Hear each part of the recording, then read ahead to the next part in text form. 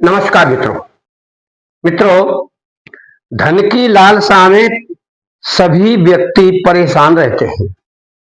अपना धन चला जाए तो परेशानी, अपने पास धन ना रहे तो परेशानी, खर्चा आ जाए तो परेशानी और नौकरी धंधा ना लगे तो परेशानी।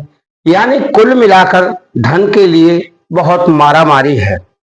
और जब कोई रास्ता नहीं सूझता है व्यक्ति को, तो जमीन में गड़ा हुआ धन खोजने लगते हैं। और बहुत सारे लोग जमीन में धन देखते भी हैं, यानी उनको दिखाई भी पड़ता है।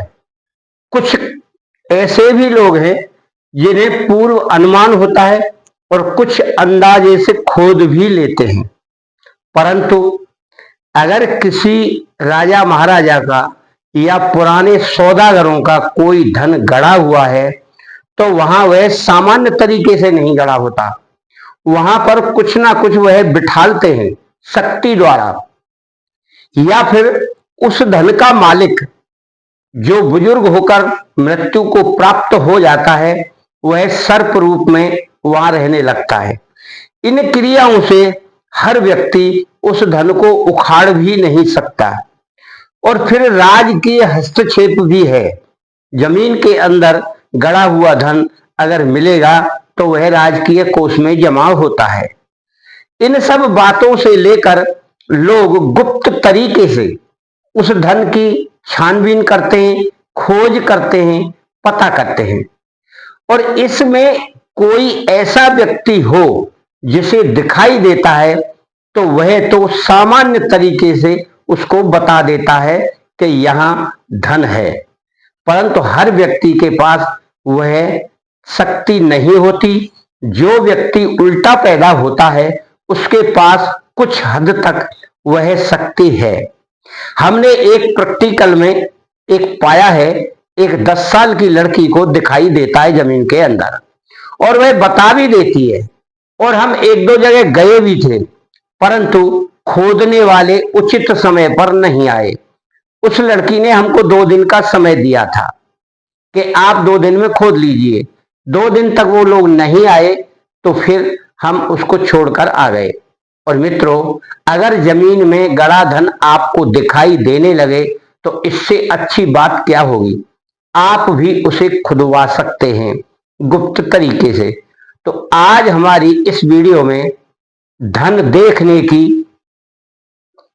कला या क्रिया या उपाय, कुछ भी आप कहिए, वह इस वीडियो में बताएंगे। विधिवत आप उस प्रकार से करें तो आपको वह धन दिखाई देगा। इसके लिए उल्टा व्यक्ति को होना बहुत ही आवश्यक है, क्योंकि उल्टे व्यक्ति को ही ज्यादा दिखाई देता है। और उसको दिखाई इतना देता है कि यहां कोई सामग्री है, इसीलिए उसका चुनाव किया गया है। यह गॉड गिफ्ट है। तो मित्रों, इस क्रिया को आप पहले गौर से सुनिए, फिर करिए। कभी भी कहीं भी कोई कौवा मरा हुआ मिल जाए, आपको कौवा मारना नहीं है, जीव हत्या बिल्कुल नहीं करना है। यदि कोई मरा हुआ कौवा आपको मिलता है और वह कौवा जहां भी आपको मिले, उसकी जीभ निकालना है। उस जीभ को निकालकर थोड़ा गाय का दूध लें, उसमें उसको रात भर रखें और फिर उस जीभ को निकाल दें उसमें से, और उस दूध को गर्म करें और उसका दही जमाएं और फिर उसको बिलोएं, यानी बिलोकर उसका घी बनाएं। उस घी को आपको लेना है और उस घी को आपको अभिमंत्रित करना है 108 बार मंत्रों से।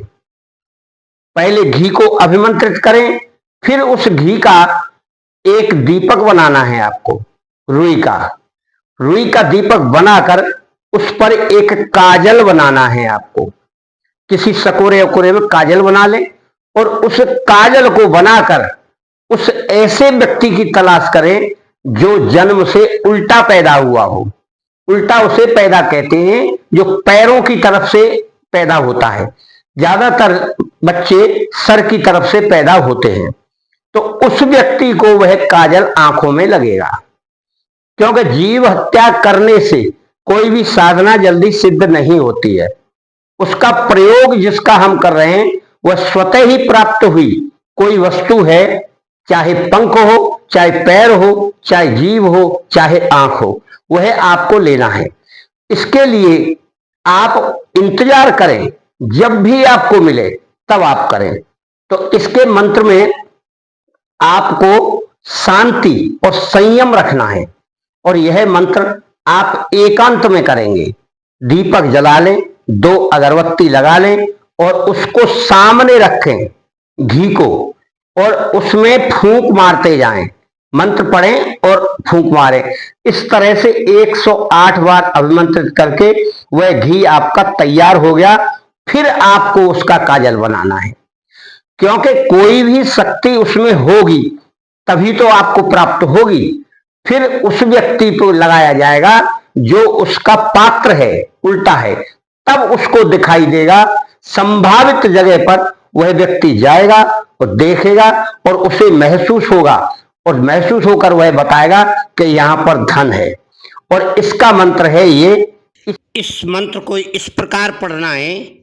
ओम श्री परवंग क्लीं सर्प ओ खंडी परंती नमो वैसव कर सादंग।